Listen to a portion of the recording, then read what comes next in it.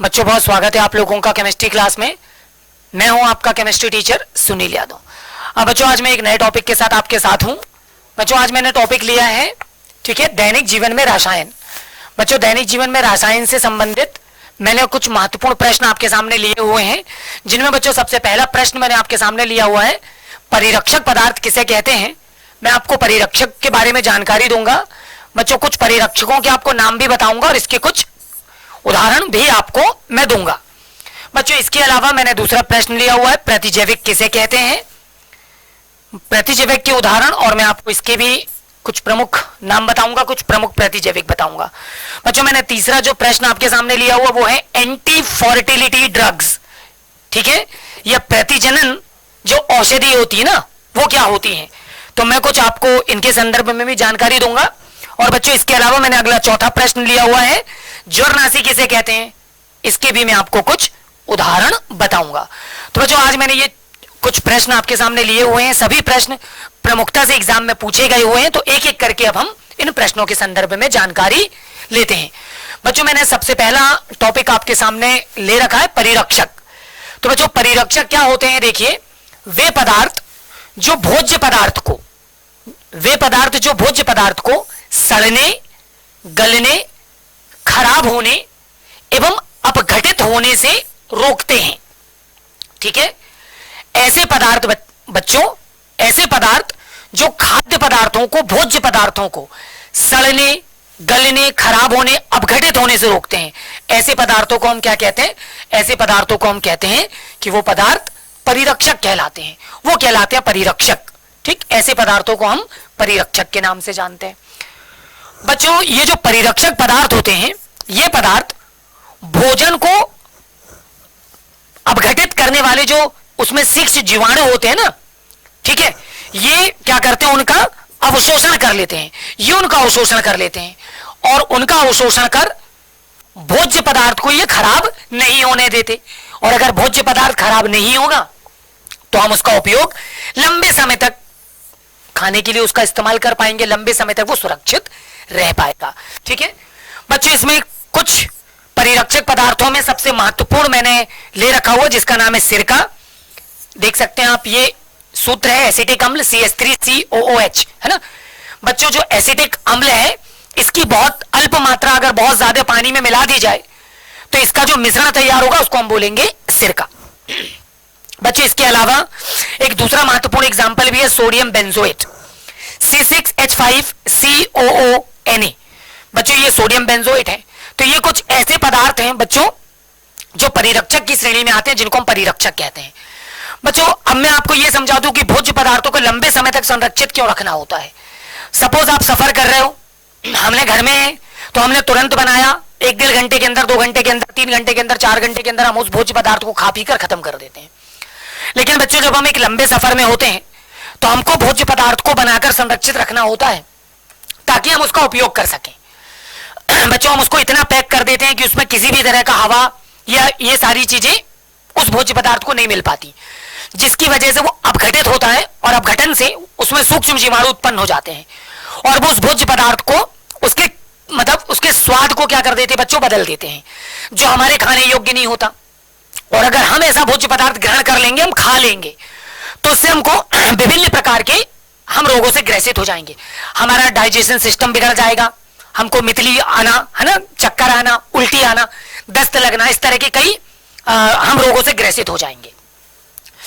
तो बच्चों सफर में अगर हमको किसी भोजन का इस्तेमाल करना है तो सबसे ज्यादा जरूरी है कि हम उसको संरक्षित करें। उसको संरक्षित करने के लिए हमको किसकी आवश्यकता पड़ेगी बच्चों, परिरक्षक पदार्थों की आवश्यकता पड़ेगी।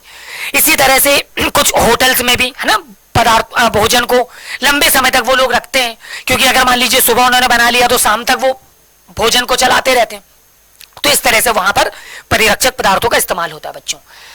इसके अलावा बच्चों मैंने जो अगला प्रश्न आपके सामने ले रखा है वो है प्रतिजैविक।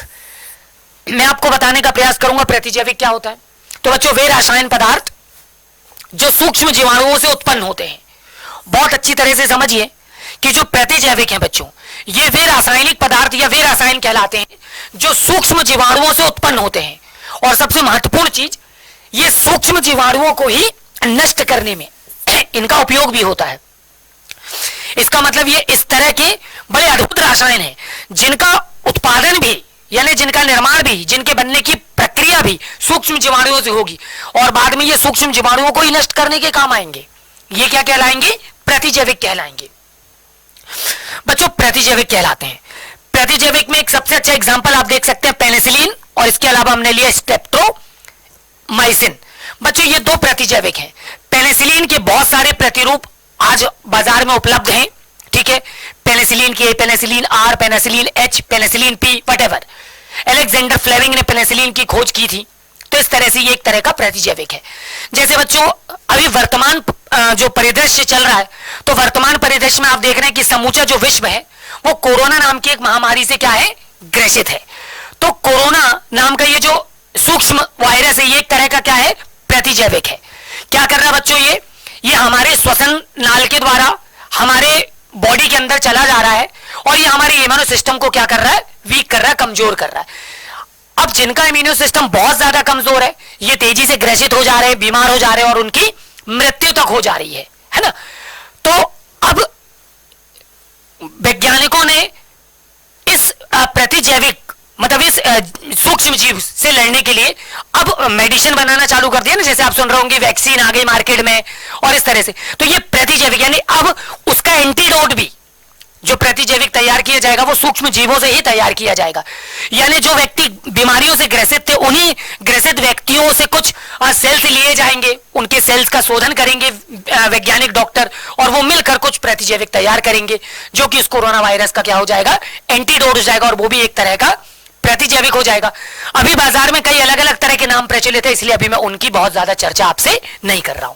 जब कोई फाइनल होगा और वो पाठ्य पुस्तक में लागू हो जाएगा तो उसके बाद हम उसकी भी चर्चा करेंगे। बच्चों आगे चलते हैं। आगे हमने लिया बच्चों एंटी फर्टिलिटी ड्रग्स या औषधि। बच्चों एंटी फर्टिलिटी जो औषधि है ये क्या होती है इसके बारे में समझिए। वे रसायन पदार्थ जिनका प्रयोग महिलाओं या स्त्री जाति में गर्भधारण या शिशु जन्म दर को नियंत्रित करने के लिए प्रयोग में लाई जाती है बच्चों। तो ऐसी औषधि क्या कहलाती है? एंटी फर्टिलिटी ड्रग्स कहलाती है।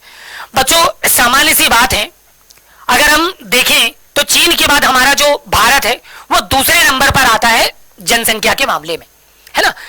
अगर बच्चों हमको ये जन्म दर, शिशुओं की जन्म दर अगर बहुत तेजी से ना बढ़े, पॉपुलेशन को कंट्रोल करना हो, तो एंटी फर्टिलिटी ड्रग्स बाजार में उपलब्ध होना बहुत ज्यादा जरूरी है ताकि महिलाएं जो शिक्षित हैं या जो अशिक्षित, जो शिक्षित नहीं भी हैं, ठीक है ना, जो भावनाओं बस मान लीजिए कुछ ऐसी धारणाएं चलती हैं कि एक के बाद एक लगातार संतान उत्पत्ति हो रही है और अगर वो सामाजिक हैं और अगर वो चाहती हैं कि इस तरह से मतलब जो शिशु जन्म दर है वो ना बढ़े और उसको नियंत्रित करना हो तो फिर हमको मतलब ऐसी मेडिसिन की आवश्यकता होती है जो शिशु जन्म दर को क्या कर सके?